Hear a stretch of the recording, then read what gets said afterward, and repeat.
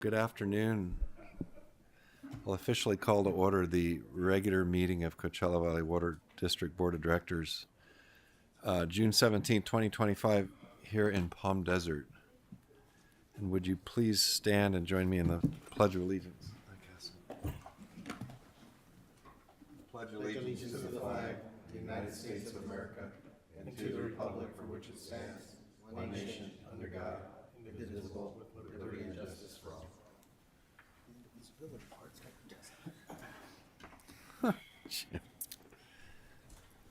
Didn't you watch the Lincoln movie? It's been like that for a long time. Roll call, please. Good afternoon, President Powell. Here. Vice President Estrada. Here. Director Bianco. Here. Director Aguilar. Here. And Director Nelson will be arriving a few minutes late, and I will note for the record his arrival. Thank you. Thank you. Okay, so additions, deletions, and adjustments to the agenda. I know we are considering flipping it a little bit.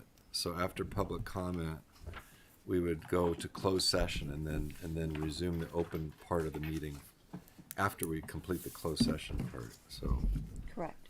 fairly large change there. But if there's any public comment, you guys can do that Next. before we make you wait.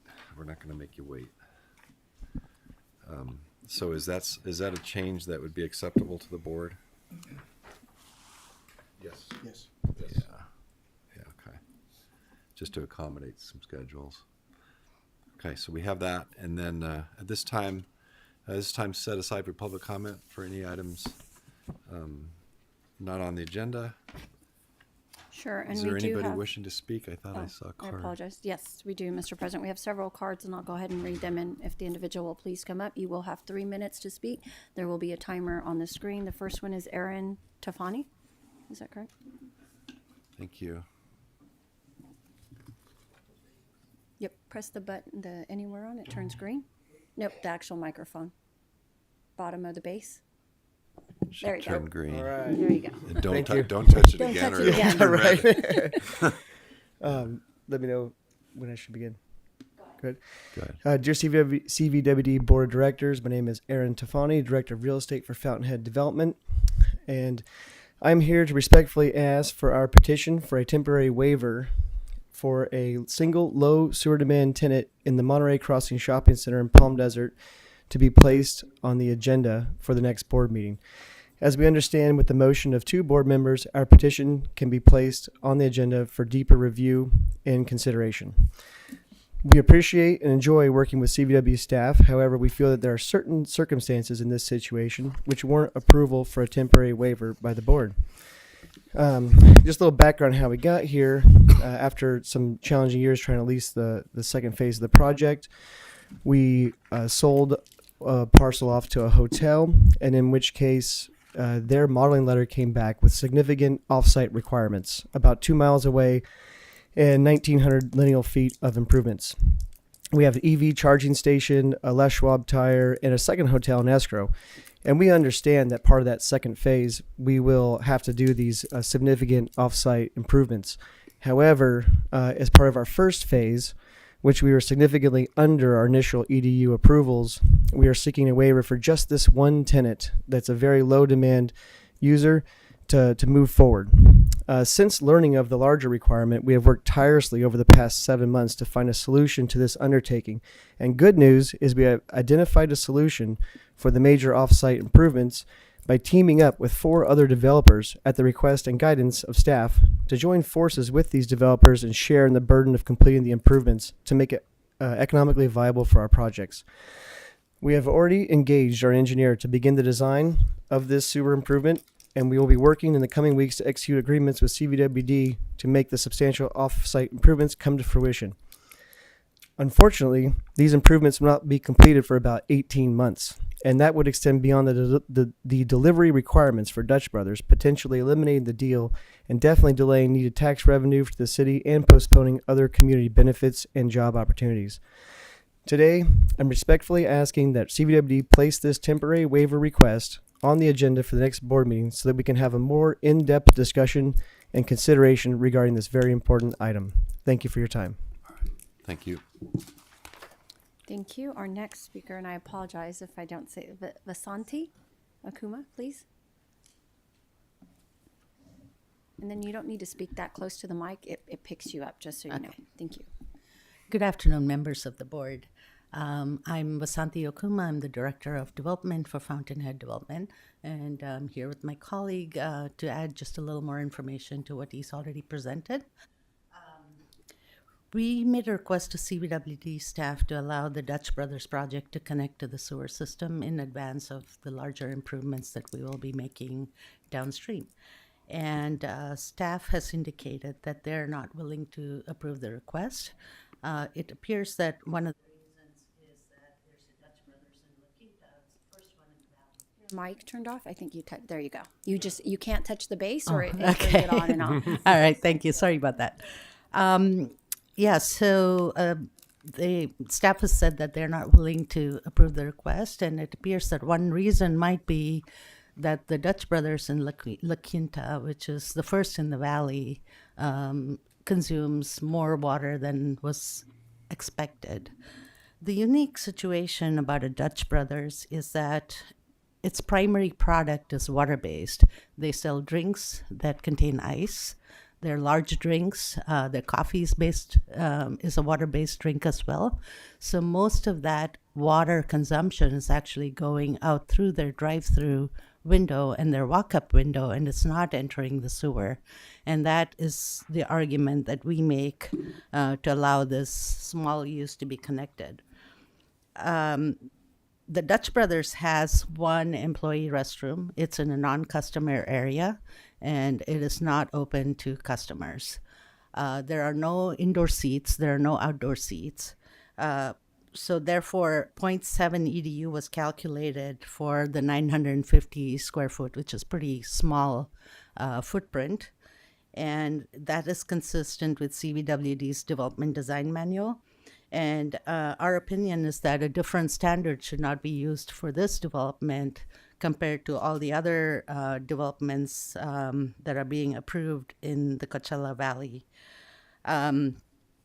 The other assumption that one unit in a restaurant chain is the same as another one is also not factual. Dutch Brothers actually has other locations which use a lot less water than the La Quinta location. So that needs to be kept in mind. Phase 1 of the Monterey Crossing project had an initial allocation of 116 EDUs, and we've only used 65 of those 116 EDUs that were originally approved for the project.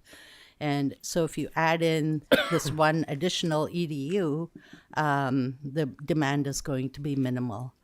For these reasons stated, we maintain that this one connection would be barely discernible in the existing system, which is at 0.67% capacity. We therefore respectfully request that the board members approve placing this item on the agenda for further review and consideration. Thank you. Okay, thank you. Who I have next is John Rodriguez, please.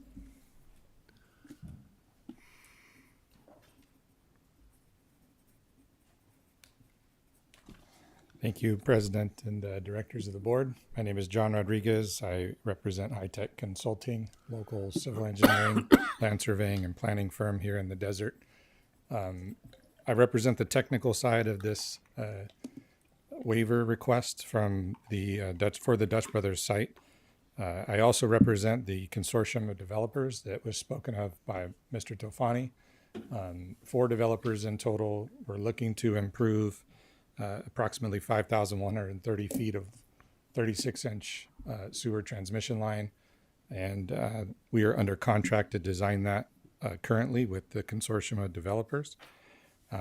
The projects within the model train that has been developed by staff has been identified. We've spoke with those developers, including some who wish to not move forward at this time.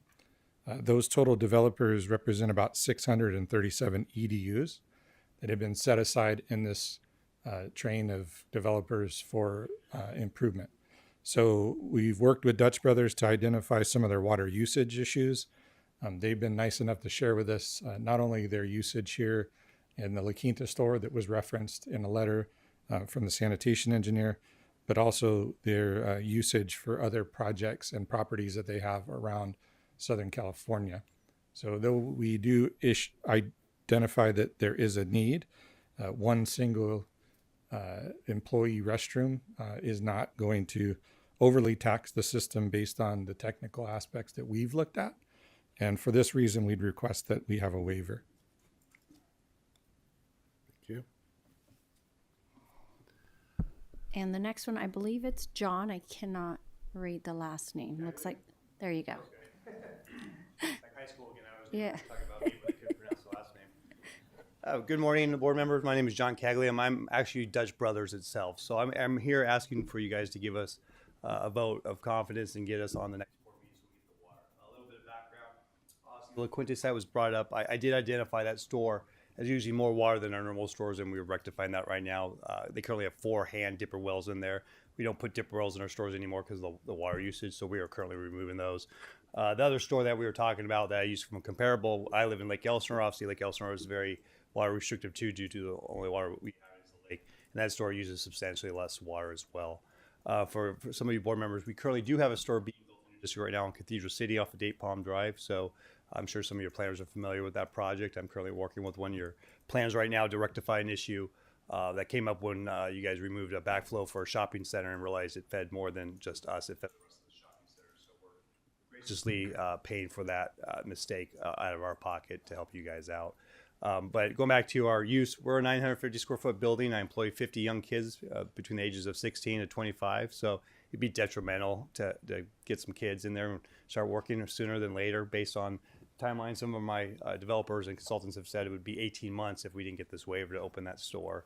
I think based on the use and our commitment to the community to employ young kids, also with having 2 other stores open in this area would help alleviate some of the strain with customers in the area. So I really hope you guys can find in your heart to give me at least 2 votes so we can get the board meeting next week or 2 weeks from now and be able to present more detailed data to support that. Also, basically in that time, we'd also show the water reduction at our La Quinta store being drastically reduced. It would also show that we can use less than probably around 1,000 gallons a day. I think right now we're showing 2,000 gallons of water a day. And then as one consultant said, most of that use does go out the window through beverages. We have no food. It's strictly ice and cold beverages or coffee, which is a water-based product too. So I thank you for your support. Thank you. Okay. Next. We have Mr. Craig Smith. Who? Craig Smith.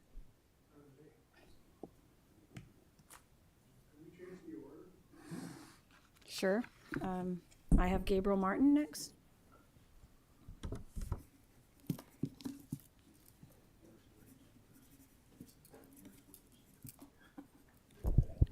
Good afternoon. I'm talking this podium. I don't want this one to get jealous compared to that one. Everybody's talking on that one. So I wanted to thank everybody. My name is Gabriel Martin.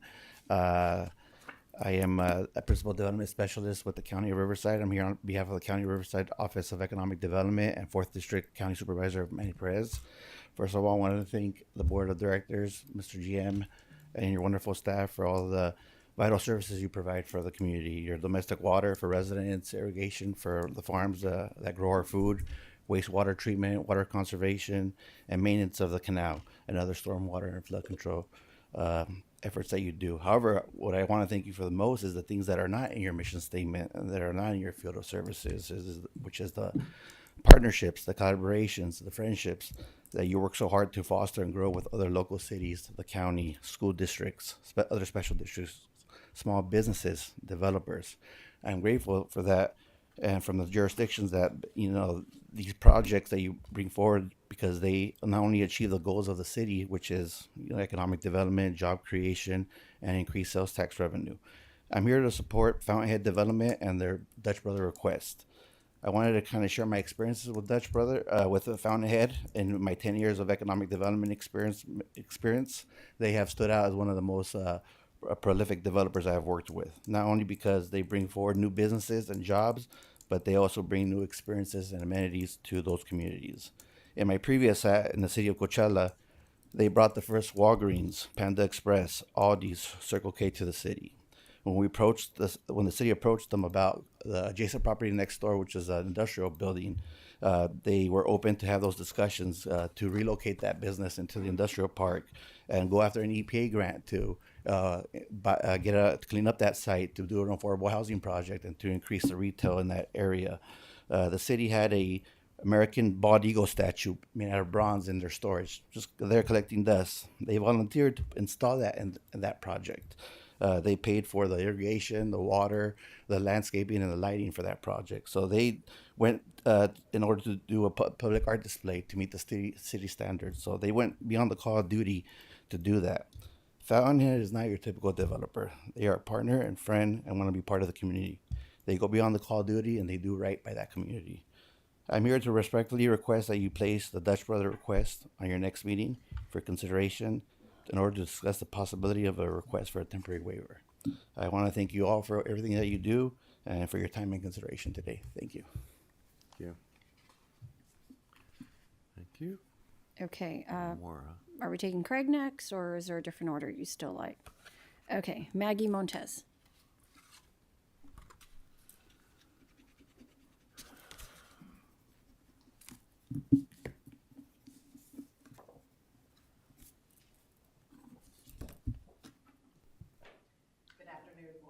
Can you, can you hit that one Associates. more time? Sorry, there. Okay, you just have to be really careful to not touch that base. Okay. Yeah. Make sure it's green. Lee and Associates Commercial Real Estate here in Palm Desert, California.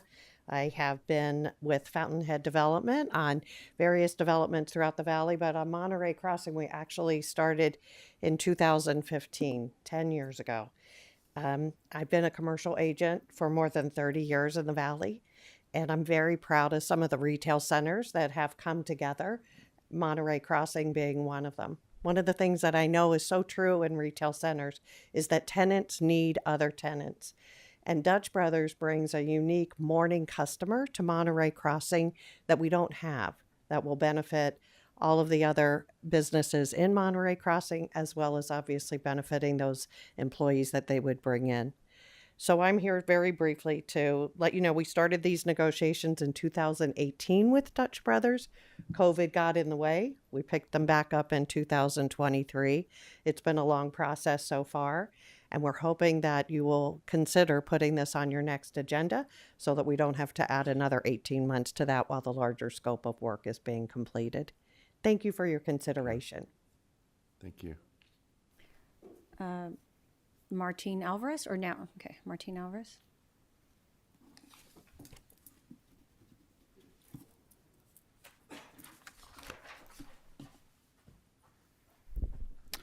Good afternoon, board members. My name is Martin Alvarez. I'm a Director of Economic Development for the City of Palm Desert. I'm here to support Fountainhead and Dutch Brothers as a new business opportunity for the City of Palm Desert, for our visitors, our guests, and even regional travelers that come through I-10 and Monterey. Over the last 6 years, the city's been working with Fountainhead to develop Monterey Crossings. They've been a great partner. In fact, we worked with them directly to assemble some properties that would benefit the larger specific plan and master plan that they have been successful to entitle through the city. Specifically, the Dutch Brothers is the next tenant in line to come forward. They've gone through our architecture review board. They've received approval. They're very close to get permit ready, and we're in support that the board allow us to consider a temporary waiver to allow them to come to the city. The Fountainhead Development Company has been a great partner, has been a great asset to the city, and we really appreciate your consideration to place this item on your next agenda.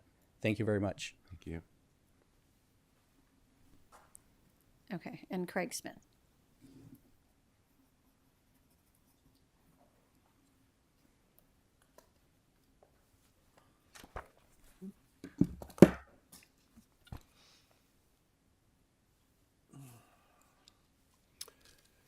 Hi, everybody. I'm Craig Smith. I'm with Fountainhead Development, and I just want to start by saying thank you for taking the time to hear our request to have the temporary waiver placed on the agenda for further in-depth conversation, discussion, consideration. Our plans and process of the significant off-site improvements it's in progress.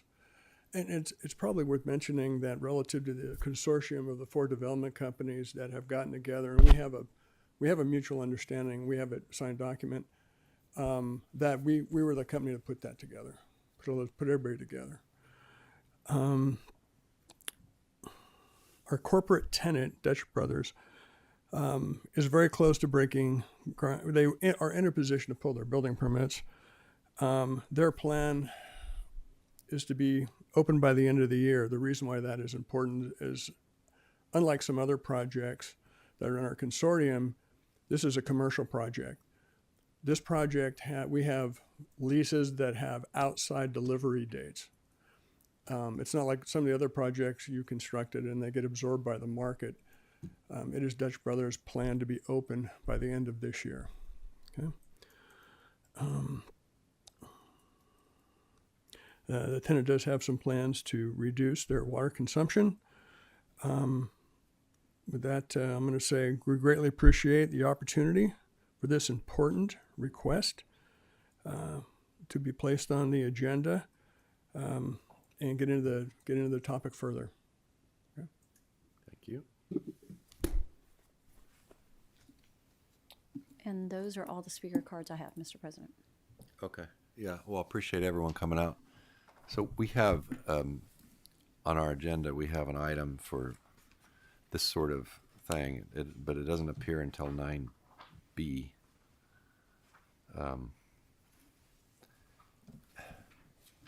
And we don't have your subject matter on our agenda, so it's not something we can discuss at this meeting. So I feel like we don't have a lot of background on this except for what we heard this morning or this afternoon. I don't know if there's a pleasure of the board to move that 9B up earlier or to save it or Yeah, that's fine. That's fine moving it. to move it till now. Yeah. Okay. All right, so we can move 9B and consider it at this time. So are there any agenda items that for future meetings that the board would request to add? I'm entertaining that. Yeah, I'll make a motion to add the item to the agenda for purposes of having a further discussion. And this would not be at this meeting, it would be at a future meeting. At a So- future So meeting. we're talking about, Not the next meeting. I'm getting that agenda out later today. Sorry. Probably not this 25th, and I don't know if staff needs time to research, so I looked to the GM and to staff maybe in July. Yeah, I would say the soonest this could come before the board with staff recommendation would be the 22nd of July. Yeah, carries it. John, I have a question. So for, not everyone's going to be here then. yeah. That's maybe an issue. There's no way we can have this for the first No, sir. weekend of July. No, sir. so we have. Our director of engineering has been very involved in this, and she is out of the office until July 9th. So then, yeah, so that next meeting would be July 8th, right? So That doesn't work. that's what you're saying. Yeah. So in August? No, there's July 22nd. All right. But Director Bianco just said not everybody's going to be here for that, so I suspect he's probably counting himself as What absent. about August 12th? Yes, I won't be here then. Do we usually have a meeting that? We do. We usually go dark in August. There's times when we've switched that around, but we are scheduled to go dark in August. We will have one meeting in August.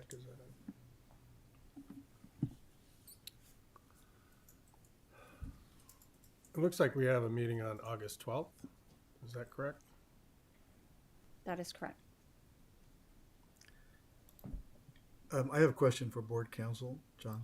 Yeah, go ahead. So, Jeff, do we need to make a finding if we decide today to move forward with scheduling this for the agenda, or do you just need the vote? Well, in the past, if the board member has wanted an item added to the agenda, it can be added. So there's no need for a finding. In fact, there's not usually even a vote to add an item, as far as I recall. Well, we have a policy. We have a memorandum. policy that we brought to the board last year, I believe. I'd have to okay. look at the exact date, but it requires 2 members. It requires 1 member to make Okay. There you a go. motion, So, and then so it it has sounds to have like a second. it sounds like we can do that. Yeah, The you can do question that is- today. The question is, when is the meeting going to be? Well, and the motion can be to add the item to a future agenda as, scheduled by staff. You don't have to bind yourself to a particular meeting right now today, just as No, long I get that. I think this is like the discussion of the motion so that we have an understanding of what's possible, right? The latest, I hate to even say this, would be the 12th of August, but I think we should try to get it on the 22nd of July.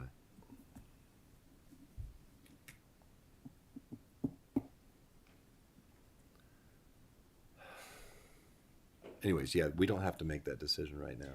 Correct. No, So we have a motion and a second to add this item to a future agenda.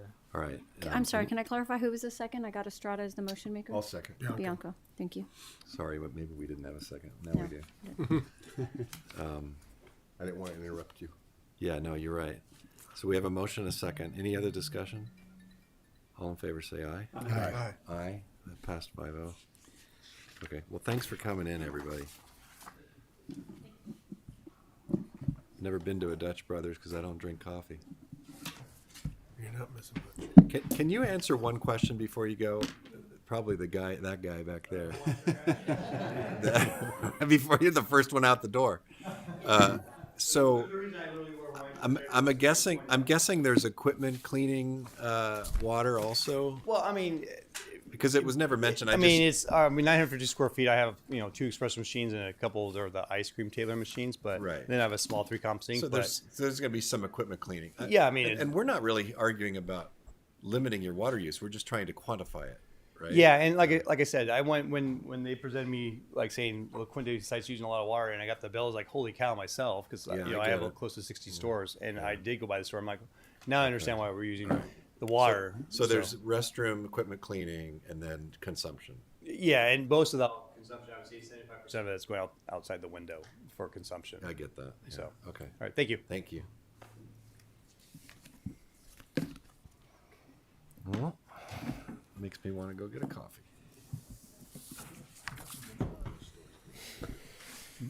That Lakina store killed it. But you know, they're crazy.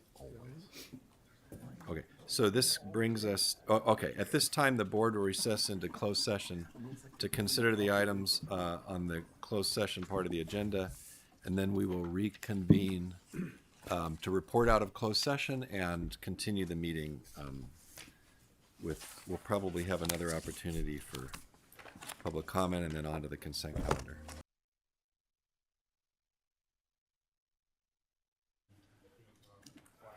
Gosh.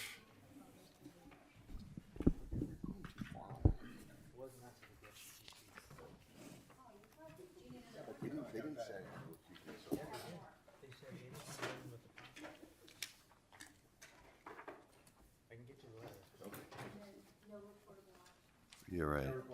So the regular meeting is reconvened. We do not have any reportable action from closed session, and we'll continue on. I don't think there's any public comment. I know we already covered that. So this brings us to the consent calendar, items 5A through E. Move approval. Okay, I have one. I want to pull, if you don't mind, John. No. I gotta find it. Hang on. I'd like to pull item 5B, please. B? B, the Salton Sea one. Yeah, okay. All right. And then I would second John's motion on the balance. Okay. All right, so we have a motion second on all but one item on the consent calendar. All in favor, say aye. Aye. Aye.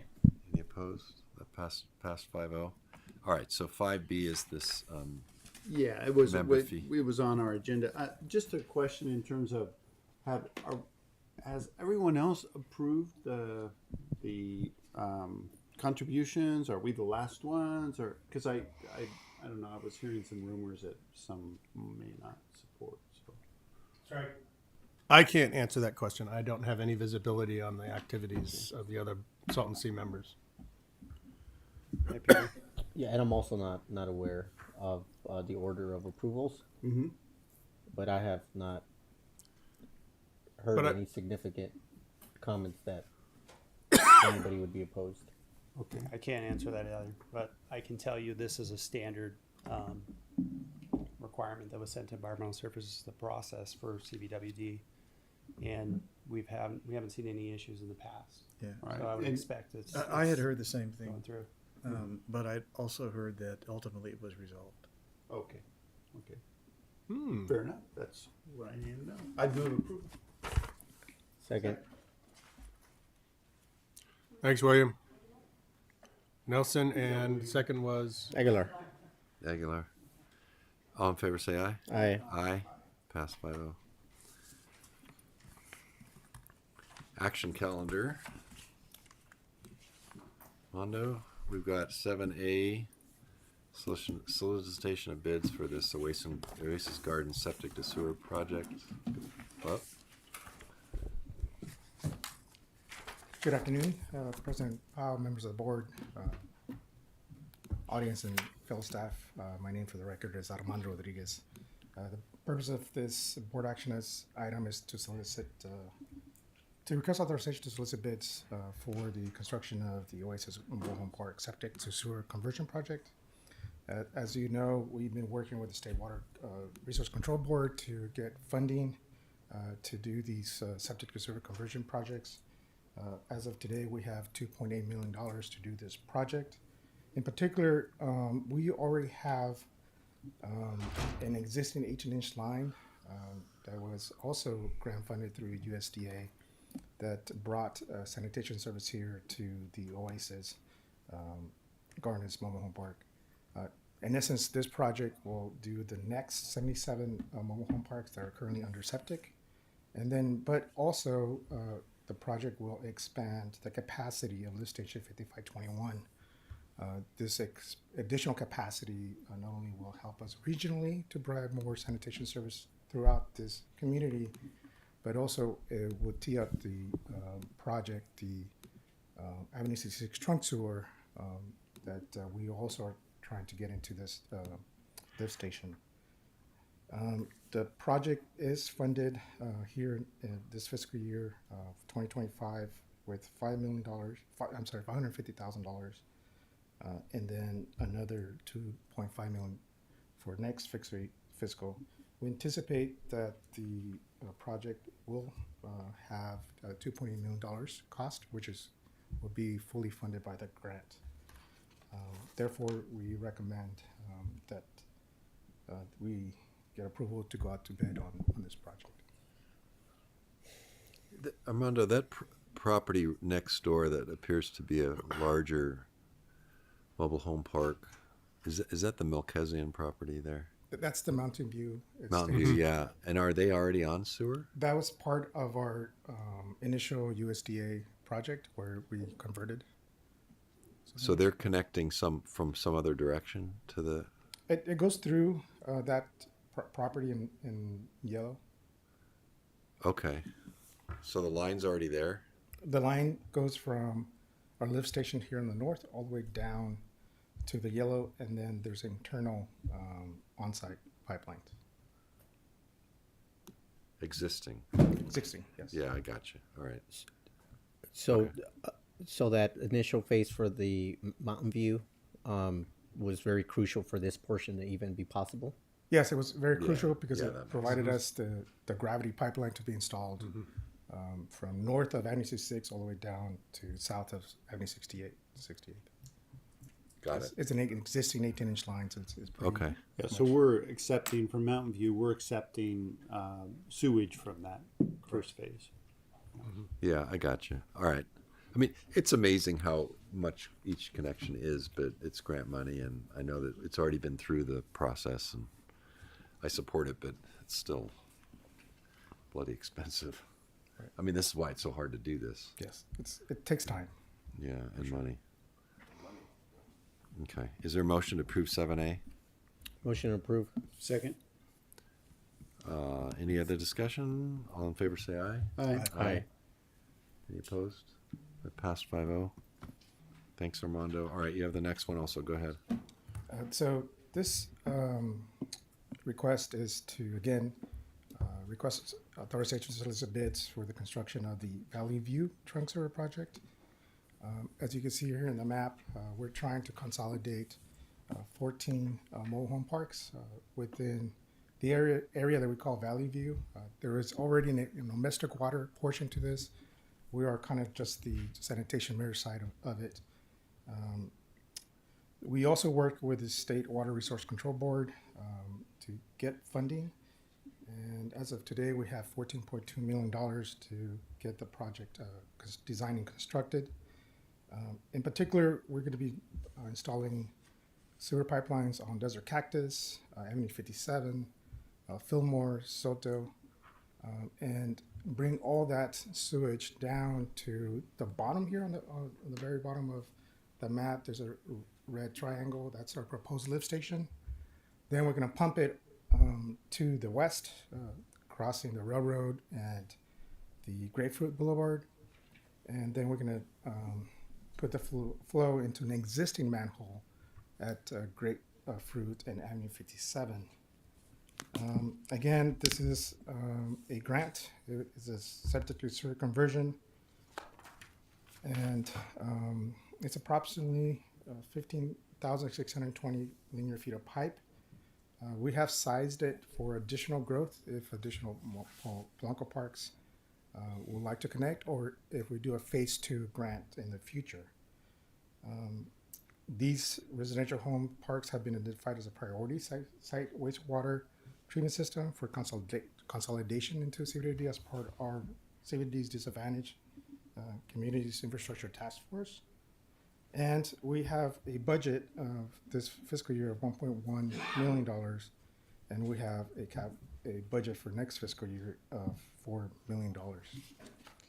I'll stop here to see if there's an additional questions in regards to this request to solicit bids for construction of the Valley View Trunk Sewer project. I'll just say that I think it's amazing, all the infrastructure that we're putting in place with grant money, and I think that this does a lot for the region, not just for the existing community, but for the growth here in the future. You know, I think if somebody who's in the real estate business had an understanding of this type of stuff, sometimes I think, man, you know, the way that they would perhaps take advantage of it. But we're doing a lot, and I'm happy that we've built, I think, a great partnership with the state that allows us to do these types of things. I haven't heard of any other region in the state that has the amount of projects that we have, and I think that's great. It's great for our valley. If it wasn't for these grant opportunities, I think a lot of these parcels or these areas would not be developable for probably, you know, several more decades. So just want to thank the board, the state, that we're able to participate in these types of programs. If we weren't an agency that was trying to do this, the monies would be going somewhere else.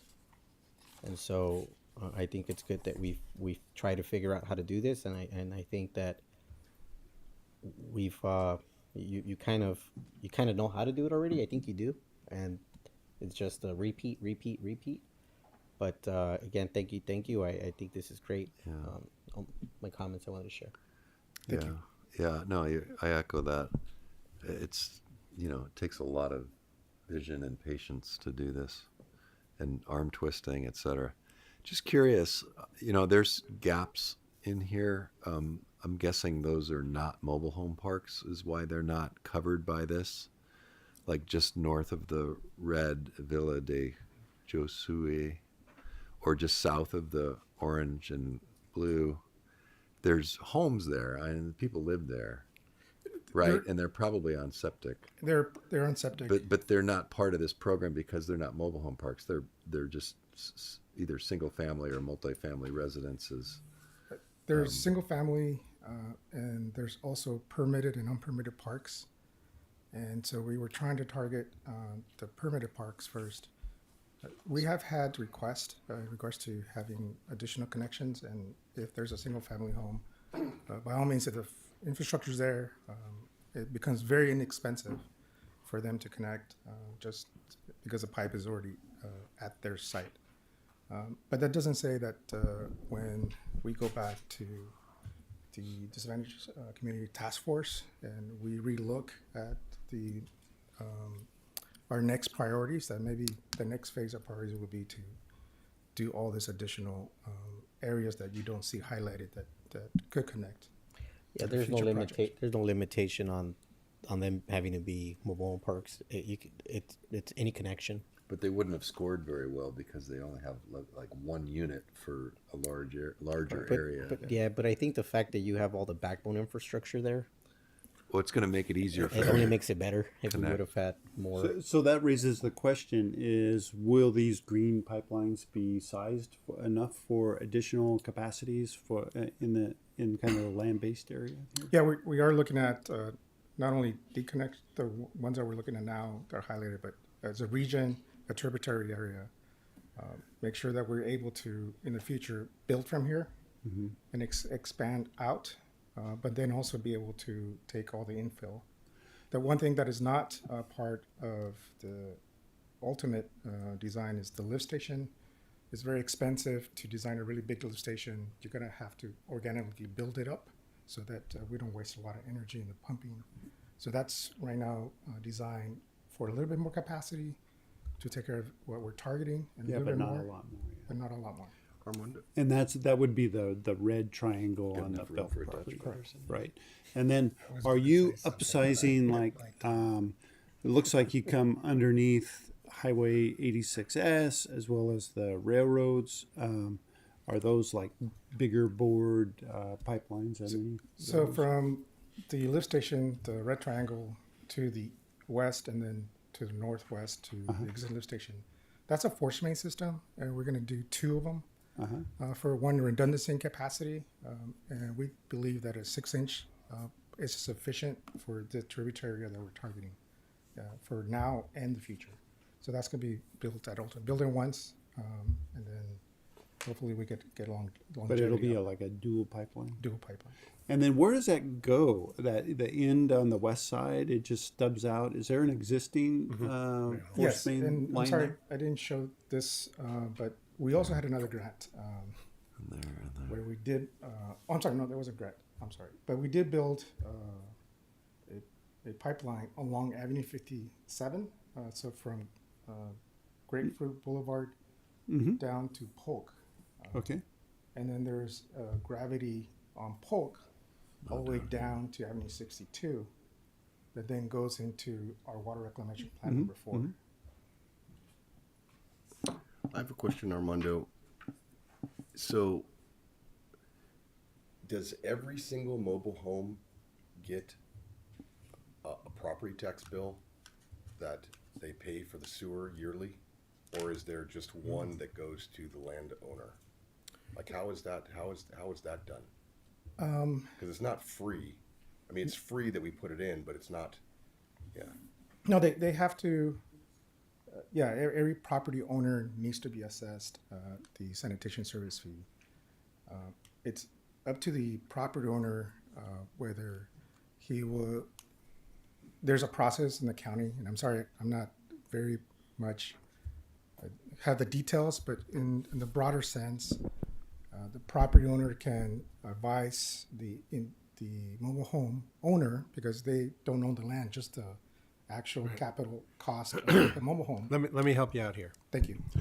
So we had a few challenges, legal challenges, from the Rancho Mirage Mobile Home Park not too long ago, where we billed the park owner based on the domestic water consumption on a 3-year rolling average. It wasn't just what he used last year, but we move it along.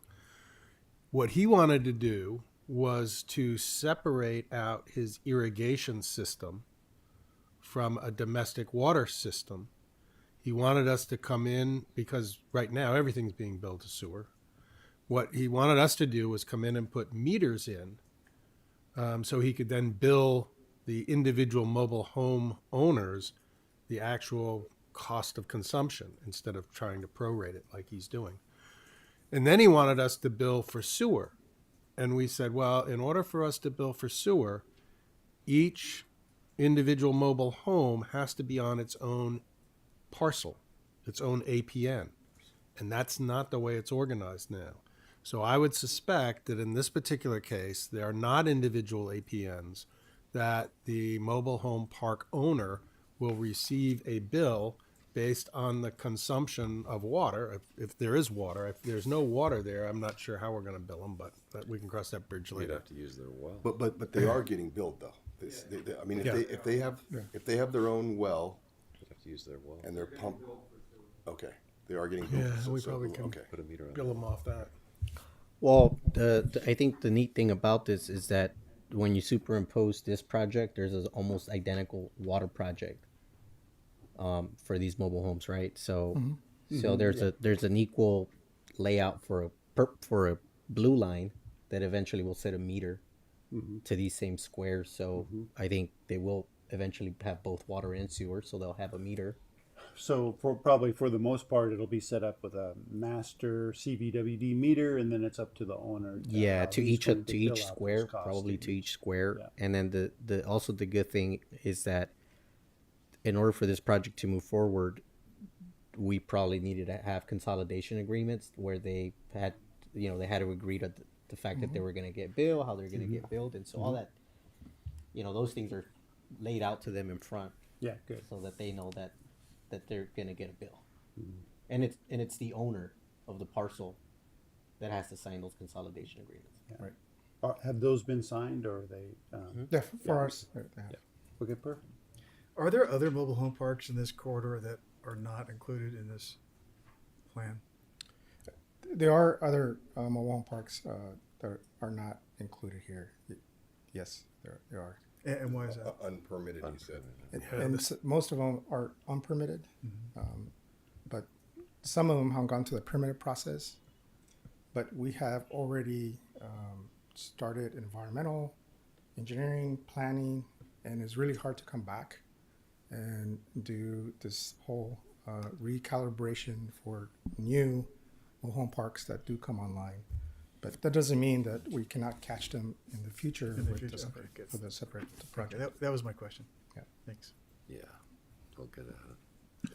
Yeah, permitting becomes a responsibility of the county, environmental health folks, and other parts of the county. But we run into problems with density, too many mobile homes for the parcel, or electrical connections becomes another issue. And then I don't know whether they look at, waste management and that type of stuff. I don't know that. But I do know electrical and density are issues.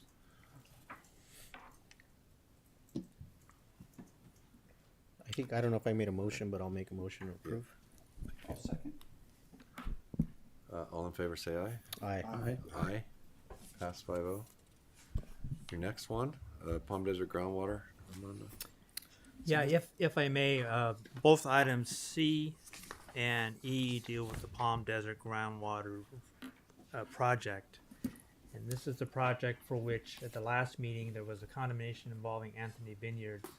And the FPPC advice letter that was part of that staff report said that Director Bianco should recuse himself from any participation, including involving future decisions on the replenishment project. So He's left the room. as a result, I believe Director Bianco has agreed to recuse himself and has left the room. So I don't know if you wanted to Okay. take C and E together. Well, it's up to you, but C and- it's the same rule for both. Okay. Thank you. There. Okay. Okay, so the purpose of the staff request is to have the general manager execute task order 6 to the professional service agreements with Stantec for an amount of $229,805 for additional engineering services for the Palm Desert groundwater replenishment project. As you know, this project involves doing 3 groundwater replenishment ponds from Cook Street all the way to Fred Waring. And we are targeting to have 15,000 acre feet of Colorado River water. We have started the design back in 2018. It's quite an age in regards to the design, but it's actually most of the time has been spent on permitting. But glad to report that I think we're behind the permitting. The 16 stream bed alternation, the 401, the 404 national permit, the Army Corps permit we have already obtained, and we're in the final stages of that. And it's just a matter of us completing the design of the mitigation site to be concurrent with the 404 permit. And we're about 90% with that mitigation site. But the request here before you is we have seen a lot of storms here from 2018 through now, and there's been a lot of deposition of sediment. And recent storms, we have observed with the recent storms that some of these flat land within the storm water might have not perked as much as we thought. The water not necessarily percolates, it just stands. So we're growing concerned that we might have a facility that we might have to deal with sediment. And so this task is basically to define what that sediment is, the depth of that sediment, and so that if there is a need to over excavate and haul off, that we can bring the right material so we can have the 15,000 acre feet that we are targeting. And so that's what this request is for. In addition to that, is we're trying to reestablish our contingency. We have absorbed and spent all the project contingency associated with our acquisition effort within the project mitigation site. So with that, I'll stop to see if there's any questions and conclude my presentation on this item. Armando, on the sediment question, let's just say that we do a removal, right? What can we do to reduce the amount of sediment that's comes in on the next storm? Is there any way to modify this design to reduce sediment? Unfortunately, we can't control Mother Nature, and these berms are made so they can do a breakaway and allow the storm to pass through. But our operations staff will be doing maintenance, so they could be ripping the bottom of the channel so that they can address that type of mitigation that does come through. Yeah, there may be things we can do upstream in the channel to kind of collect the sediment before it gets to this point, but we'd have to take a look at that. Because we get into issues of grade change. Plus, this might have been years and years. I mean, this might have been 50 years of sediment. Well, no, really, honestly, as he alluded to, it started in 2018. We were in great shape. 2019 happened, and that's when we had 20,000 CFS come down, and that brought in a lot of sediment. The Cook acts as a low flow crossing, as well as Indian Wells. Fred Waring acts as a low flow, so it keeps that sediment in that span. So the only thing that really could make a huge difference is if City of Palm Desert actually builds Cook Street, which I know they're talking about, a bridge. But other than that, if there's a storm event of that size again, we're going to have to take 2 or 3, if not more feet, and push it up to the sides. We have storage on the banks. We don't need the whole capacity. Oh, okay. And then bring it back down and then rebuild the berms to make sure it percolates. But right now, there's probably 3 to 4 feet of sediment over top of the fine sugar sand that needs to be pushed to the sides, and I think that's part of his project. I get it. All right. Thank you, Dan. Thank you. Yeah, is there a CV link in that area right there? There is a proposed. Just wondering. Yeah, it'd be on the north side, but we haven't seen any plans as of yet. We are coordinating that effort, but as of now, there's no final ones. That would be on the 2/3 of it that are in the Palm Desert side, not the Indian Wells side. Right. Okay. Yeah. Fair enough. Yeah, I would move approval of the item. Thank you. I'll second. We have a motion, a second. All in favor, say aye. Aye. Aye. Passed 4-0 with 1 abstaining. And then D, So are we gonna take E? Since, oh, E, sorry. Yeah, since E. Good afternoon. This item is a request of the board to adopt by board resolution number 2025-11 to document CBWD's financial and obligation assurances to carry out the compensatory mitigation stipulated in the Section 404 permit requirements for the Palm Desert Groundwater Replenishment Project, Phase 2, issued by the U.S. Army Corps of Engineers. The resolution outlines 4 major commitments, 2 of which are financial and 2 of which are obligational. I've got a presentation, 4 slides that I just want to run through very quickly to make sure you have the background on why this is required. Thank you. The 4 requests in the resolution include a commitment to fund construction of the project, including no less than $1,800,820,000 from the capital improvement project budget to build the mitigation site, the in perpetuity management of operation of the Garfield mitigation site, and to set aside a in perpetuity endowment with an endowment manager for $88,800. That would fund the annual maintenance and operation. And then also in perpetuity commitment to provide Colorado River water as irrigation of no less than 35.7 acre feet annually. And then also recording of a restrictive covenant for long-term protection of the site. These are all requirements that are set forth by the Army Corps of Engineers. The Army Corps of Engineers, if you can go back one slide, a jurisdictional delineation was completed for this project, which determined that the project site for the replenishment basins incurs in jurisdictional waters. And that results in 23.62 acres of permanent impacts due to ponding and due to the placement of berms and a little bit of the side slope impacts. Basically, at the toe slope is jurisdictional core waters.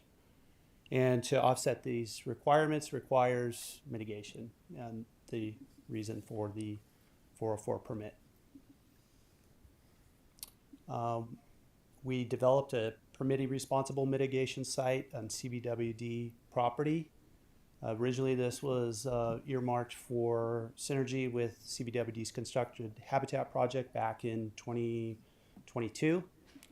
And that that has since been relocated, and we're investigating a site at Johnson Street. However, this site is approximately 3.1 acres, and it's a combination of wetland and riparian habitat that'll be set back from the northern boundary on CBWD's parcel.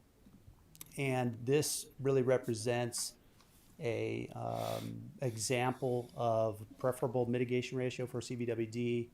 To offset those 23.6 acres of impacts, we have a 3.1 acre site. This is all part of the U.S. Army Corps' requirements for jurisdictional waters to ensure no net loss.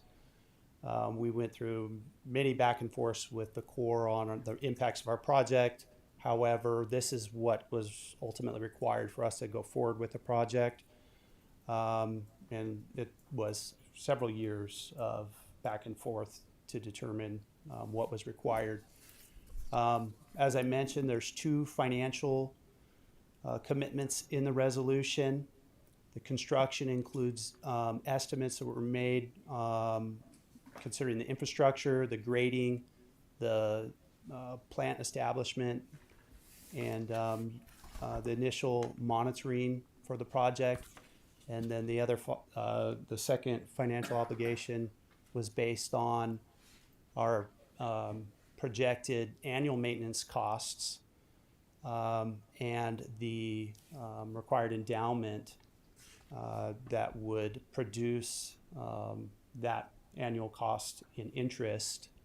So essentially, developing a non-wasting endowment is how we determined the $88,800. It's about $3,500 a year in staff time, and they'll be doing such things as maintaining the access, pulling weeds or treating any invasive trash and making minor repairs. The two obligational assurances that we have are the water supply for the project. It requires 35.7 acre feet of Colorado River water. That was an estimate based on demand for this type of vegetation, including seepage. We expect that to be reduced over time as some of the sediment from Colorado River will infiltrate the basin and start to reduce some of the seepage. And then also the site protection, which is a recording of a restrictive covenant over this portion of the parcel, which will be recorded with Riverside County, which basically stipulates that that easement protects the site from any other development, and that the site would be maintained in perpetuity, or as long as the groundwater replenishment project was in place. So again, though, the assurances are listed here for you. A couple notes that I wanted you to be aware of. The actual project costs are to be determined. And those will be determined when we get all the project out to bid, receive proposals, and select award. We have some estimated costs right now, but these financial assurances don't represent the actual cost to build the project. These are the project minimums that were negotiated and agreed to by the Corps in 2023 based on substantial evidence. Some of the things I also wanted you to be aware of, you reviewed a board item back in 2022 for this permit, which at the time we had anticipated that we would use ILF credits, in lieu fee credits, from the Coachella Valley Conservation Commission's mitigation bank. That mitigation bank was deauthorized from future credit sales. There was no other banks available in the watershed and no other viable solutions for CVWD to mitigate this project, and that's how we ended up with this permittee responsible project. But the cost is considerably lower than what we had when we were purchasing ILF credits, which was around $4 million. And we're also anticipating that this project is going to be earmarked in operating budgets long term, as opposed to continually being in the capital improvement project. But there will be a cost to CVWD to operate this project long term. And then my final note was just that in the last board item for your the eminent domain proceeding for the irrigation line, we also made our determination that the project was exempt from CEQA. And so that is part of what is included in this board item for the project. So with that, thank you for your time, and I can answer any questions you may have. So is the endowment manager component, is that required by the Corps for all mitigation projects? I've never seen that before. The endowment manager piece. It is. Only in very rare circumstances has it ever been waived, to my knowledge. So you have to set up a separate entity for that, and how does that work? Usually it's a land trust or a third-party oversight that's, licensed for business in California to hold endowments. Some of those groups are National Wildlife Foundation. Some other groups may be NGOs that are third-party land managers that also retain the ability to hold endowments. That could be entities like, the Riverside or the Coachella Valley Resource Conservation District. We really don't have that entity identified yet. Okay. But not the commission, not the Conservation Commission, because they were deauthorized, apparently. The Conservation Commission doesn't hold endowments, to my knowledge. That ILF bank was deauthorized, but they still hold a lot of land in conservation for the Coachella Valley under the CVMSHCP. Right. That ILF was a separate project that they have. So they still retain their ability to conserve lands under the CVMSHCP. but they don't typically perform the role of endowment manager. Okay. So sorry. No, that's okay. That's a good point. Thanks. So I have a question. If there is contingent on the Garfield mitigation site to be operated with the amount of water, as long as the phase 2 site is operating, right? So there, it's like contingent on the operation of. Is my understanding correct in that as long as we are still operating the recharge, then we'll have to operate Garfield.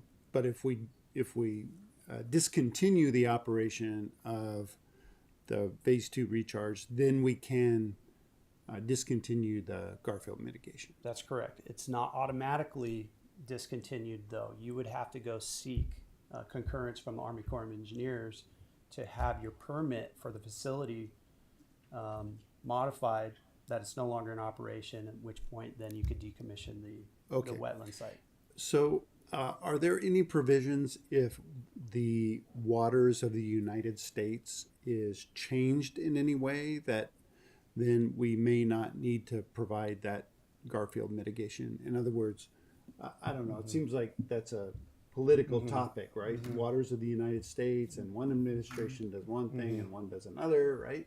And some of these areas, I mean, look at the Whitewater Channel. There's no water in it unless we put it there. So. It has changed multiple times over the last probably 10 years. The most recent was the Sackett determination last year, which took place last year, to remove non-relatively permanent waters from the Corps' definition of the U.S., which is now just kind of going bouncing back and forth in the courts to determine what that means. But generally, ephemeral washes are not jurisdictional. To provide certainty for CBWD's projects, what CBWD did was they went through what's called a preliminary jurisdictional determination with the Corps. What that does is it assumes jurisdiction to provide certainty for the applicant in your project, so that if you were to build the project and mitigate or build the project without a permit, in the event that the regulations change and it becomes jurisdictional, they can't halt your project or tell you that then you're out of compliance and halt all your investments and replenishment activities. So CBWD has aligned with the 404 permit, aligned with the 401 permit, which is still required regardless of the 404 permit with the state, which would have jurisdiction under the definition of waters of state for this site. Okay. So. Okay. No, that's a great explanation. So we would consider this like an ephemeral wash, right? Is that its kind of legal definition? It would be an ephemeral wash that is currently non-jurisdictional under the Corps' regulations, but jurisdictional under the state's definition. Okay. So we've chosen the conservative route to provide certainty for the project with the Corps. Great explanation. Thanks. It's complicated. I get it. So they're requiring we use at least more than 10 acre feet per acre on this mitigation. They are. Right. That is based on an estimate that was for our constructed habitat project. It estimated about 50% of water use would be from seepage to start the project. Just the water demand that's based on vegetation and evapotranspiration is about half of that. Yeah. Huh. All right. Well, be a lot of water for that small area. Okay. I don't think they'll be able to use it. They'll be able to use that much? Seems like a lot, right? That's a lot of water. Especially if it rains. 10 acre feet. I know. Down at that land. I know. Huh. Yeah. You have to apply that much, and so you're Just going to run. You don't have to apply that much. You just have to guarantee that That it's available. that is the minimum amount that we would be able to provide. It's available. Okay. Yeah, it's available. Okay.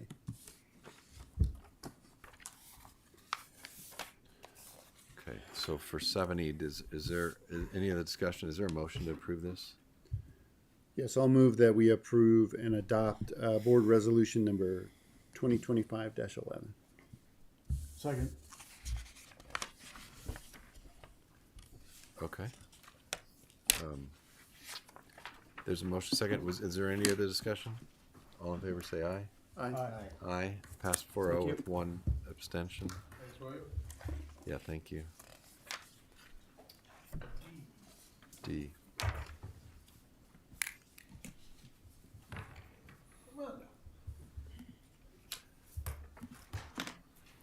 Oh yeah, back to this map. I know. I tried to find I found it. Go ahead. Well, let's wait for them. Trying to find this parcel. It's part of a parcel. I think it's the lift station. Yeah.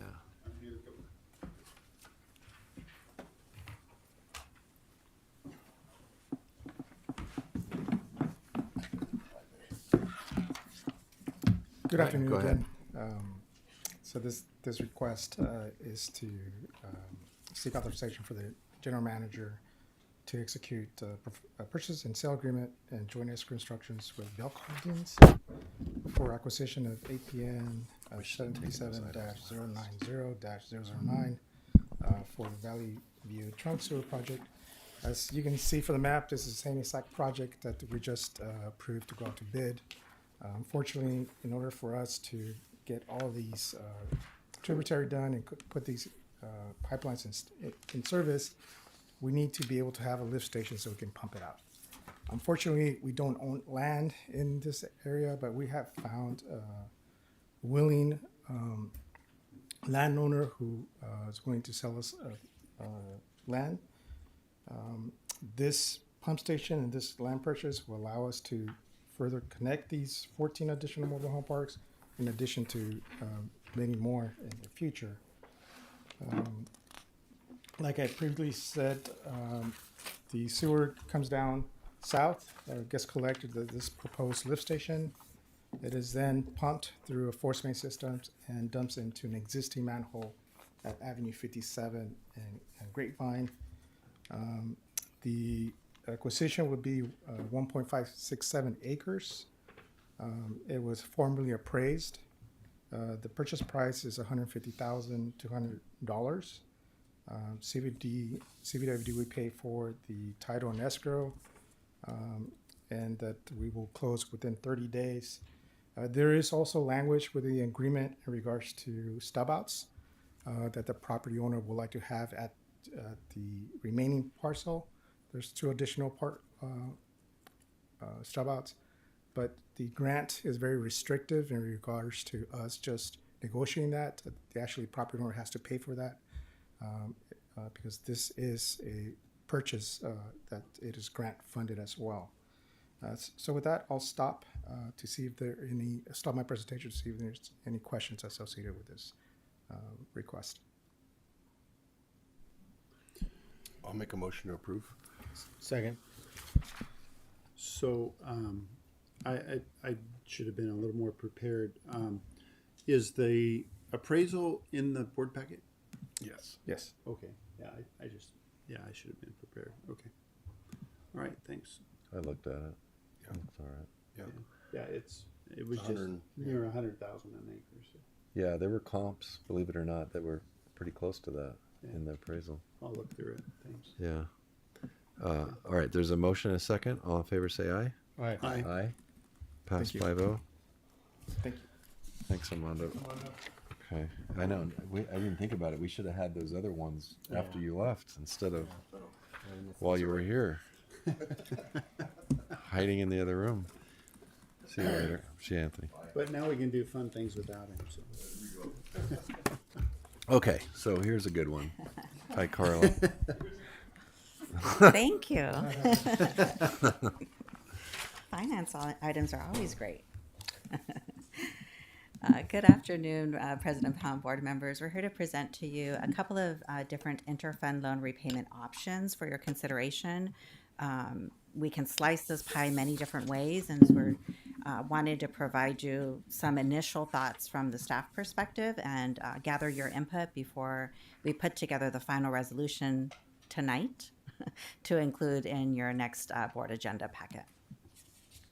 So we're here today to do the interfund loan because on the May 13th meeting, the board approved a 200,000 acre foot state water project groundwater pre-delivery. And that would be paid partially from the State Water Project Fund and then from the West RAC Fund. About nearly 35% of it is from the West Replenishment Fund, and the West Replenishment Fund currently does not have enough reserves, mostly because of the pending litigation and the $24 million set aside. That does not allow us to, it can't be utilized. Otherwise, this interfund loan may not be required for this particular purchase. As a reminder, the future savings that were determined at the May 13th meeting was 8.5 nearly from the West RAC Fund. And so that was part of our driving force in making sure that when we were presenting you with some interfund loan options, that we continued that the interest repayments were at or right below that amount, so that ultimately we still had savings with the purchase, the pre-delivery purchase that we've agreed to. One of the requests, I believe, from Director Estrada was to review what are the current capital projects funded with the West Replenishment Fund, because the West Replenishment Fund would be paying back the interfund loan. And so we currently do have one large project, and it's for the the West Whitewater Ground Replenishment project. It is all funded, 100% funded by supplemental water supply charges. So no current impact to the West Replenishment Fund. And I'm going to asterisk that because if the bids come in higher, there may be additional funding that is required. We do have an additional amount of about $3.5 million available in supplemental water supply charges, and that is one of the loan options also. So just keep that in mind as a caveat there. And then we also have general district-wide projects, the largest one being the current enterprise resource planning, the ERP systems that we are currently undergoing. So the next 2 years, a large portion of those contributions are for that project. And then subsequent years, that does lower to about $9,000, but that's the delta there, the major difference. And then ongoing, we also have a motor pool share that's funded with the West Replenishment Fund.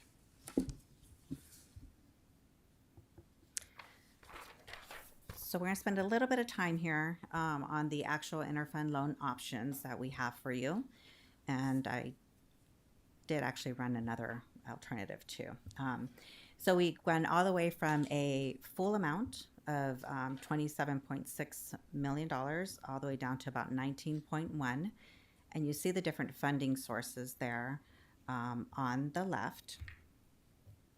And so if we did a full interfund loan from stormwater, we would be looking at interest payments of about $9.2 million and about a 14-year timeline. One of the things that you could decide is that you want a set repayment schedule, maybe 15 years, and what would happen is that we would end up lowering the amount of the annual payments. It may increase the overall interest a little bit more than the $9.1 million, but again, that's up to the board to determine how they structure the actual loan repayments. The current West RAC reserve target is about $8.3 million. It's currently at $18.2 million as of the end of period 10, which is April. However, we're anticipating for that fund balance to end at about $13.5 million at the end of June, in 2 weeks at the end of this fiscal year. And so one of the proposals is also to utilize about $5 million of that reserve to bring it down to the target level of about $8.3 million. Using partial reserves within WestRAC allows us to lower the principal amount of repayment, lower the overall interest to be repaid. And then again, if we want to structure that loan for a longer period of time, that interest payment may change. We took the current interfund loan from the current interfund loan that we have between the WestRAC and the domestic fund, and we structured it very similar to that fund. That's for audit purposes and for continuity and consistency in how we formulate our interfund loans should we continue to have any. So the current interest rate environment that we're earning on our interest portfolio is about 4%, and that's the way it's currently structured for that other interfund loan where there's actually plus 10 basis points. So the current models of these are all based on that 4%. It is important to note that that may fluctuate in the future. If our interest rate environment lowers, that interest rate would lower. And so every month it would be calculated. Same thing, if it's higher, it would increase as well. And we have seen that where the interest rate environment was closer to a 1%, 1.25%. And so that would fluctuate over time. So that, I don't know who typed this up, but that 10 basis points, I mean, it says 0.10%. I mean, it says monthly interest rate. That's actually an annual interest rate, but maybe it's paid monthly, right? Calculated monthly, yes. So 4% plus 10 basis points would be 4.1%, but 4% plus 0.10%, I don't even know what that means, basis points, would be something else. Do you mean to say 10 basis points? And wouldn't that be 4.1%? That's how our current loans are calculated. So when we look at the attachment, that's the math on the formula within the interfund loan. 0.10% of 4%? Mm-hmm. That's what it is, huh? Decimal percentage. It's 0.10% of 4%. 4%, yes. And again, that's going to change, right, month after month, depending on how our current portfolio is performing. So that's how we're doing it now. It's a pretty small, right, VIG or whatever you want to call it. I mean, it's It's not like much. an add-on just to say, hey, what's It's slightly more than. Yes. Yeah. Okay, I'm all right with that. I just trying to understand it. Again, it's the opportunity cost, right? Because you have a fund that is lending money, so you need to repay it. Otherwise, that fund would have earned that interest itself. Right. So it's earning the same plus a little tiny bit more. Correct. For providing the interfund loan. Yeah, I get it. All right. And then the other important thing to note here is that the principal does increase. Again, we do have that legal contingency that may or may not go away. If it does go away, you could end up repaying the principal in a lump sum. There's no principal there's no principal forgiveness, but there's also you don't have to repay all the interest as well. So we can kind of formulate this to do that. And that would be included within the resolution so that you could potentially repay the loan in advance of the timeline. And that would be up to the board's discretion in the future. That would be a recommendation just because we do have that large legal contingency within the fund. And so that therefore the principal does increase over time because if that legal contingency were to decrease or go away, then it would yield the most amount of savings for the district. Again, we can change that and we can have equal payments. Currently, the current interfund loan has $3.9 million level set payments. We could structure this one the same way, should you choose to.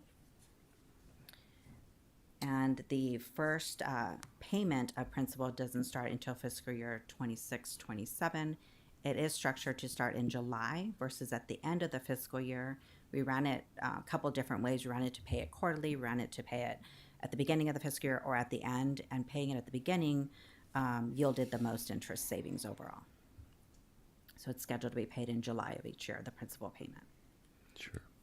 And then, again, no principal repayment penalty should you choose to pay it earlier, but no principal forgiveness. We do need to pay back the stormwater fund for the interfund loan. Right. And overall, based on what we currently know today, huge asterisk, we don't anticipate there to be any rate increases within the West Replenishment Fund, at least not for the next 5 years. After that, it's kind of a crystal ball, and we don't know. Rosedale, Rio Bravo Water would be the largest expenditure, about $6 million should we have another allocation. We don't anticipate having that allocation, at least for the next 5 years. A couple of other kind of asterisks that I thought of after we put together this presentation is if that legal set aside was to increase, that is not something that we can control, and that may again eat into the reserves and may require a rate increase.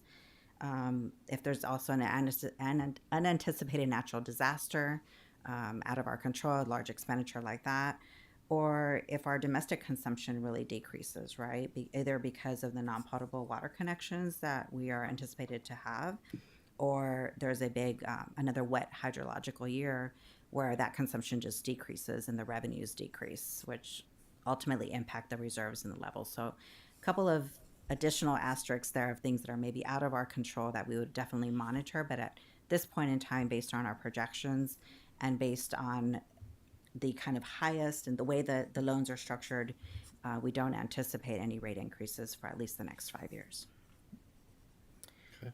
The three loan options that you see on the top there, they range from a minimum payment of about 1.7 million to 2.9 million.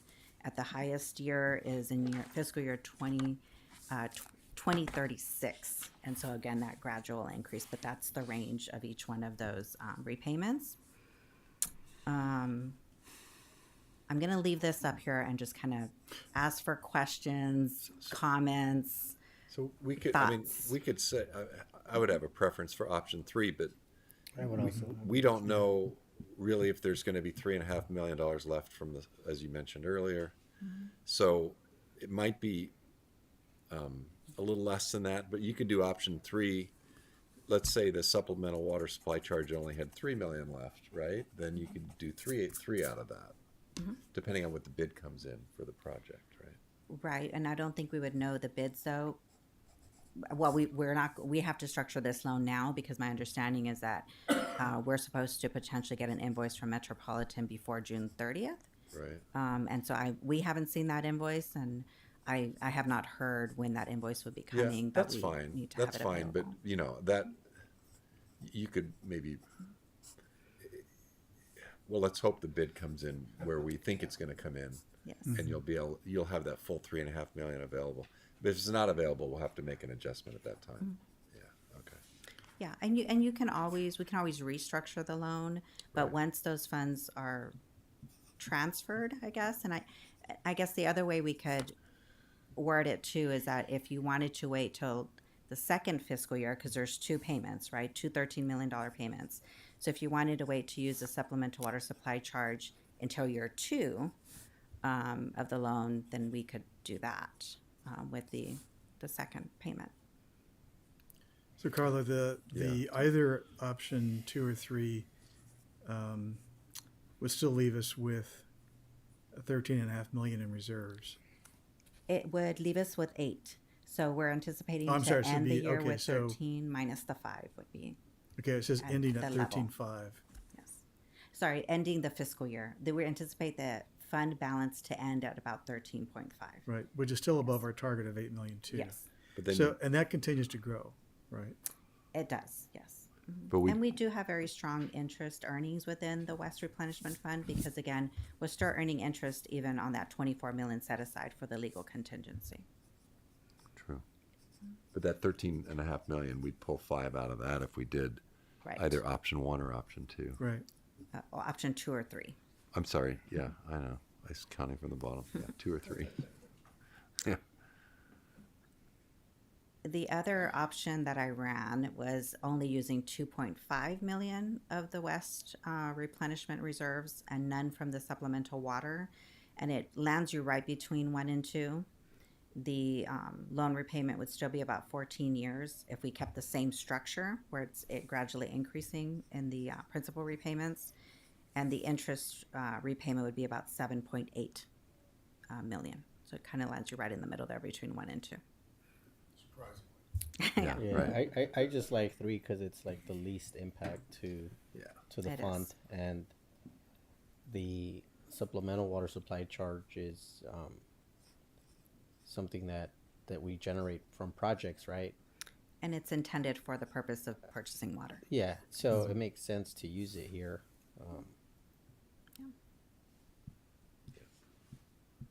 Yeah, I agree. So option number 3, any interest in extending the payments or that structure is okay with the 11 years and increasing in principal repayments versus level payments?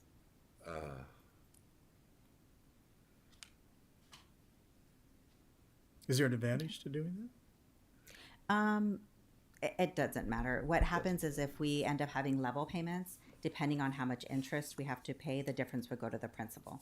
Right now, it's structured with a set repayment on the principal amount, and then you're paying the interest may fluctuate. For budgeting purposes, we would just have a fluctuating repayment versus a level set payment like we currently have with our current interfund loan. But again, the reason we did that was in this particular loan was because of the legal contingency. And we're hoping that within the next 2 years, we have a decision on that, which would then we could restructure the loan at that point as well. Once we do I have say whatever something. is easier for you administratively. I agree. We'll leave it as presented then. Yeah. Okay. All right. Thank you for that. Thank you. So just to clarify, our next steps are going to be to go ahead and put together the resolution for the interfund loan with all of the bullet points and repayment structure that we discussed. We'll do option number 3. We will also include within that budget, within that interfund loan, 2 budget adjustments for this fiscal year to allow us to make that initial payment, both from the State Water Project and the West Replenishment Fund. And then we will incorporate that interfund loan into the budget process and into our future 5-year projections. And then also incorporate the state water pre-delivery into that proposed budget. So all of that would be presented with our budget adoption at the next meeting. That's it. Thank you. Well done, Carla. Yeah, thank you. As usual. Thank you. Dan Charlton, G7G, the PLC upgrade. Good afternoon. Saying good morning, but It's not evening yet either. to authorize the execution of a professional services agreement to NDI to help with the programming of 50 PLCs that the board authorized in October. So we're just receiving those programmable logic controllers now. And this is to work with IS and NDI to be able to program those and put those 50 individual PLCs into our individual sites across the district. They provide our eyes and ears in the field, our instrumentation, pressure controls, a lot of information that's going to allow us to get more optimized as we move forward. If you recall, we did the SCADA upgrade and we finished in 2020. I was told at the time that it was going to be 10 years and 10 million. And with this approval, we'll be done phase 3 of 4 for 4 million. This will get us through fiscal year 26. We still have 57 of 189 left to do. And that'll cost us about $1.5 million to procure and or complete the programming.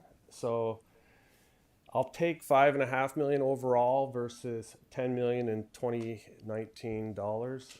I think our team has done a great job, the electronic shop and IS, to get these done. And it'll be great to go from 35-year-old micro RTUs that we can't even get parts for. We're robbing Peter to pay Paul on some of the antiquated equipment. And by the end of fiscal year 27, this program will be completed where we'll have all 189 sites on sophisticated, generational type instrumentation. So we have the money in the budget, and I would just request the approval to authorize this to take us forward. The other cool thing is it's authorizing a program that we call RTOP. And what that does is it's going to write programming to make sure that all of our sites on SCE are going to be operated off peak. So the pumps will turn on and they'll automatically turn off as soon as SCE goes to 4 o'clock in the afternoon to avoid those high energy costs. And then it'll automatically turn back on at 9. And in January, IID is going to go to TOU rates, time of use rates. We're told 5 to 9 in the evening and in the morning. So we have about 35 to 40% of our wells in IID territory. So we'll be able to use that as well. 2 years ago, we saved over $1 million, but we had to do it manually. And this will automate that component as well. So really pleased with the job that the team has done and would request your approval. Any questions? Yeah, good. Is there a motion to approve this 7G? I'll move approval. Second. Okay, all in favor say aye. Aye. Aye. Pass 4-0 with 1 absent. Thanks, Dan. Thanks, Dan. Oh, written communications. I can't remember what was on the log. Was there something in there? No. There was nothing on there. Well, that's what I don't remember. No written communication. Board general comments. Director Nelson. We've been without a commissioner of the Bureau of Reclamation for since Commissioner Tootin resigned at the change of the administration. And finally, we have a nominee of Mr. Ted Cook, who is from Arizona. He was the executive director of the Central Arizona Project, the CAP, which now Brenda Berman holds that position. And so it'll be interesting to see how he progresses through, and we'll see how that goes. Yeah, good. Good to know. I didn't know that. Director Aguilar. No comments from me. And I think I'll skip it also. All right. Then we're on to, we've already done 9B, sort of. On to the meetings, May 16th. Yeah, that was a meeting I had with audit folks.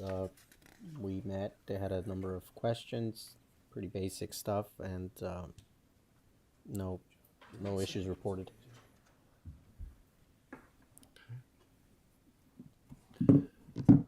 May 29th, Coachella by Irrigated Lands.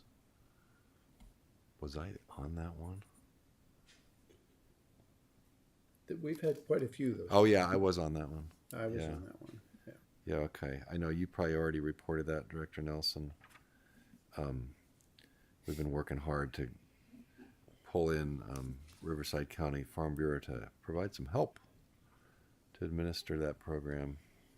Yeah, we so between getting Riverside County to help, we've also been looking at the budget about every meeting because we've been trying to reduce the budget as well with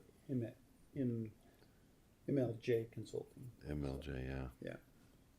So I was at that meeting too. Turned into a bit, okay, yes, so add Director Nelson. Really turned into a very expensive program that doesn't accomplish much. It's kind of typical regulation. Right, and the regional board is actually asking for a groundwater mitigation plan from the Irrigated Lands Coalition, which we don't believe is part of our function, that should reside within the, not the GSA, but the Salt and Nutrient Management. The Salt and Plan. Nutrient Management People, Plan. maybe. So that's. But we'll let them figure that out. We'll let them figure it out. Yeah. CV Unified State of the District, Director Estrada. Yeah, that was, as the title says, State of the District for Coachella Valley Unified School District. There was a number of folks that were invited to that. I saw several council members from the city of La Quinta. Assemblymember Gonzalez, Jeff Gonzalez was there, as well as other elected officials. And we had a presentation on the state of the school district. which highlighted some of the recent projects, specifically the school that they're building in North Shore, which I think we had a part in because we needed to do some infrastructure improvements there. So that was nice to see that. And then for the most part, I think the metrics that that are used to kind of show the how well schools are doing it, they all seem to be increasing in a positive way. So I think the basic outcome of that was that this district is doing better. So that's what we heard. Good. Yeah, so later that day, on the same date. The same day. I had a Zoom meeting with Jeff Gonzalez. Karen set it up. Robert was there, and Assemblyman Gonzalez was elected to appointed to the Colorado River Forum, which is a group of state legislators from the 7 basin states, as well as Mexico, to talk about their roles in Colorado River issues. So we had a good call, as CVWD could be a great asset to him and informing him and helping him out with Colorado River issues as they emerge during his position here on the Colorado River Forum. Yeah. Good. Happy to hear that. Yeah. Good. All right. So this is listed as May 31st for another meeting with CVIL. It was actually June 9th, I believe. Yeah, the 31st was a Saturday. Saturday. But we did have another meeting, and this one was without MLJ, and it was kind of the same ilk of the prior meeting, trying to figure out a way forward at somewhat less expense to the group. So that was June 9th. June 4th, Salton Sea Conservancy, Director Estrada. I was not able to have that meeting. For some reason I was having problems, but so I have nothing to report. Okay. Let's see, we had this conference on the Colorado, Director Nelson. Yeah, so in the 25 years I've been on this board and some 10 years on the Colorado River Board, I've never been to a Getches conference in Colorado. And to be honest with you, I soon discovered why. They weren't nice to you? Well, it was held at the Boulder, Colorado, Colorado University Law Center. Yeah. And it's a very different group. They previewed a movie on the tearing down of Bryce Canyon Dam, so it'd get rid of Lake Powell. You mean Glen Canyon Dam? Glen Canyon Dam, yeah. And there was also a lot of decolonization talk about the Western United States. So wow. It was a little bit out there. Yeah. But did network with some people there, and so I doubt if you'll see it on my list of meetings in the future. Funny. Brave soul. June 11th, Colorado River Board, Director Nelson. Yeah, I was not able to make that or the 6 agency committee, and there was not a quorum, so there was no action taken at either of those two meetings. Good to know. John? That's Bianco. The June 16th DVBA meeting, there wasn't a meeting that day. It was the prior week, but I missed it, so no need to make any notes of that. Although they do have their annual, I don't know what they're calling it, member appreciation night at the Air Museum this Thursday. It's a nice event. So June 12th, I had a Colorado River Water Users Association Teams or Zoom meeting to prepare. This meeting, you used to have to go to Vegas to have it, but now we get to stay home. Oh, good. It's kind of nice. Yeah. Well, there were a lot of people on the call that wished they were in Vegas, apparently, but I wasn't. Anyway, just going over the budget and expectations for the December meeting, which is expected to be well attended, and it's back at Caesars. so that's good. Good. I prefer Caesars. I So do much too. easier to have meetings there. Yeah. But that's that. Any other meetings we missed?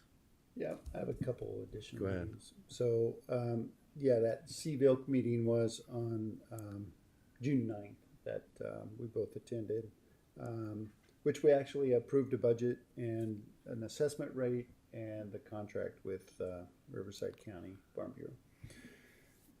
And then on June 12th, there was an annual operating plan first consultation. It's a chance for all the states to comment on the first draft of the annual operating plan, which the Bureau does every year based on August hydrology.